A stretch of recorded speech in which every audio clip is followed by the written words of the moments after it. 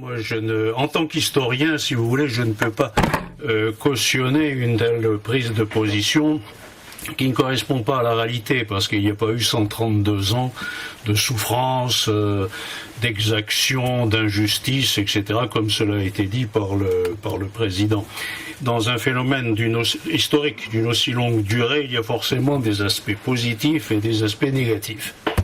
Et c'est ce qui manquait dans le discours que j'ai entendu à la télévision.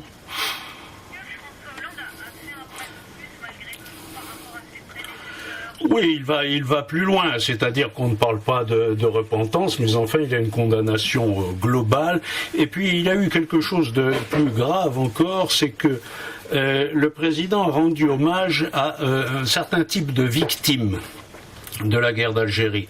Alors, en particulier en sélectionnant Maurice Audin. Alors, ceci revient à dire que dans la guerre d'Algérie, il y aurait eu de bonnes victimes et de mauvaises victimes.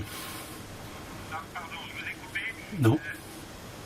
Donc on parlait de ce français, tué par les parachutistes et dont on n'avait jamais retrouvé le corps en 1955. C'est ça. Alors donc, alors seulement des personnes disparues pendant la guerre d'Algérie, il y en a eu beaucoup, des milliers. Et donc là, on choisit une victime comme si elle était représentative plus que les autres, en quelque sorte. Alors ce sont des choses qu'un historien peut difficilement cautionner, voyez-vous. Alors si vous voulez que je vous dise des choses positives qui ont été faites pendant les 132 ans... Allô ? Alors d'abord, il y a eu l'émancipation des Juifs, quelque chose dont on ne parle pas très souvent. Il y a eu d'énormes progrès lors de la présence française sur le plan médical, et ceci pour toute la population.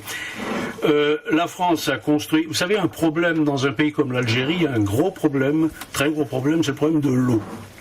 Eh bien, la France a résolu le problème de l'eau en Algérie, elle a construit 12 barrages. Donc, vous voyez, ce sont des choses qui, de toute façon, resteront. Et une condamnation globale, pour moi, c'est une très mauvaise façon d'établir un partenariat avec l'Algérie. Je pense que le président s'est incliné.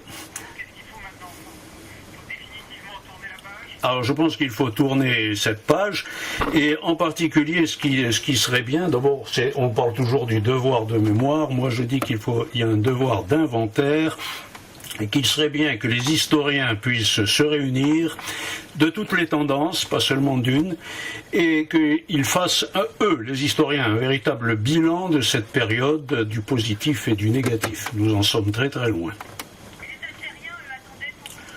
Non, pas les Algériens, madame. Le gouvernement algérien, c'est tout à fait différent.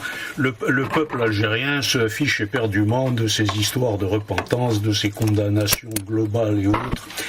En revanche, ceci pourrait avoir des conséquences. Cette condamnation globale de la période française en France pourrait avoir des conséquences sur l'état d'esprit des gens qui sont en France, des immigrés d'origine algérienne qui sont en France et qui trouveront encore moins de raisons de s'intégrer avec des jugements pareils sur la présence française en Algérie. À mon avis, c'est une erreur. Alors, moi, je me place uniquement sur le plan historique. Je pense que l'histoire a été instrumentalisée à des fins politiques.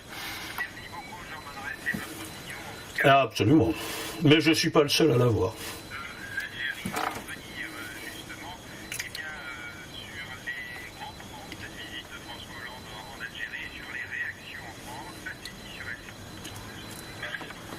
Merci, monsieur.